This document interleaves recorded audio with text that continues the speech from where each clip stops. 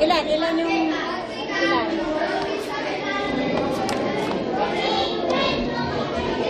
Ito na yung tanong.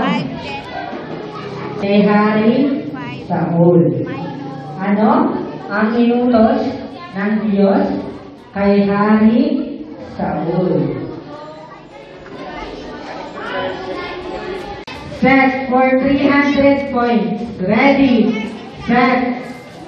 Wait lang. Kapag ang nabigay lang is yung pinaka-verse, 100 lang yun ha. Pero pagkasama yung chapter. Kayo, ano sagot nyo? Yung dalawang verse na yun. Dalawang utos. Bagong utos.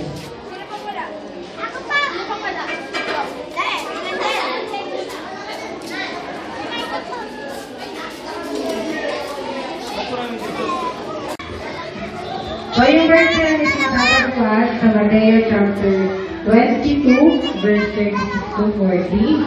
Ninth verse is love your God with all your heart, with all your mind, with all your soul, and with all your strength.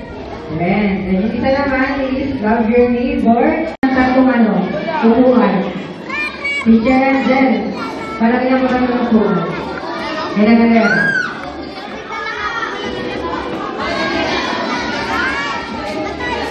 Hindi, yung ano natin, yung celestial, ano kayo, magtagal kayo dyan, kailangan natin 15 na maglalaro. 15 maglalaro. Walang tatayo, pakisabihin lang, walang tatayo dyan sa door. We always thank you, O Lord. In Jesus' name we pray.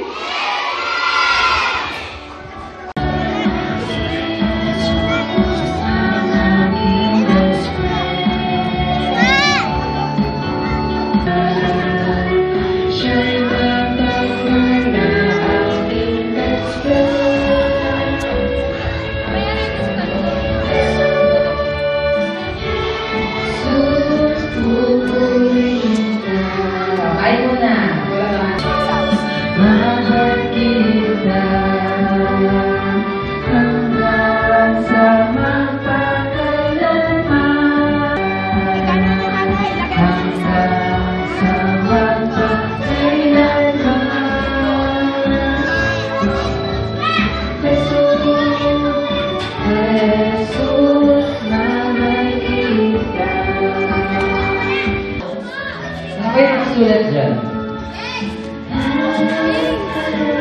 Ito may nakasulat. Nasa si Sheldon. Para kay Sheldon. Nakalagay dito, I love you so much. Grabe ka naman. Dito ba yan? Naman kay Ate Martina. Wow, meron. Kaya Bertie.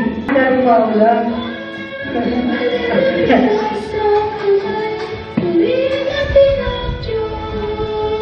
Yan, meron dito. Para kay teacher. Ito rin si teacher son.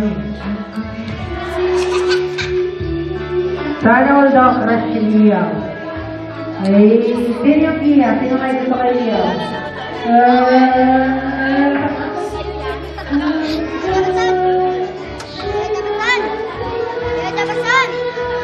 Okay naman. Kailangan namin kung kaya pag-alit.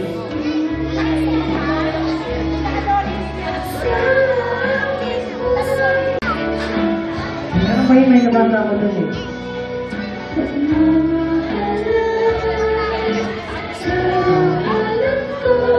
Hello. Hello. Sana all idol hero. Kalau sa tagalan dyan kagabi.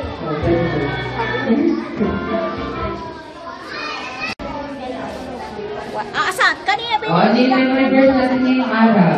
Sino ang kaalala? Mayroong prize. Ano yun? Kuya Jefferson. Mabigyan ng ano si Sam. Paupuin mo doon. Lakas na kanta.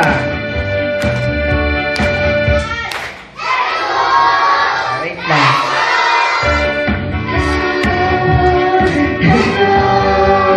Siya ang aking best friend. Jesus, Jesus, wala siyang katulad.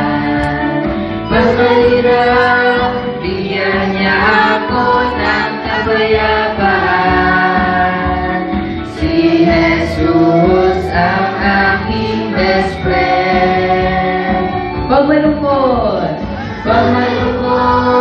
lalapit sa atin at maging kaibigan.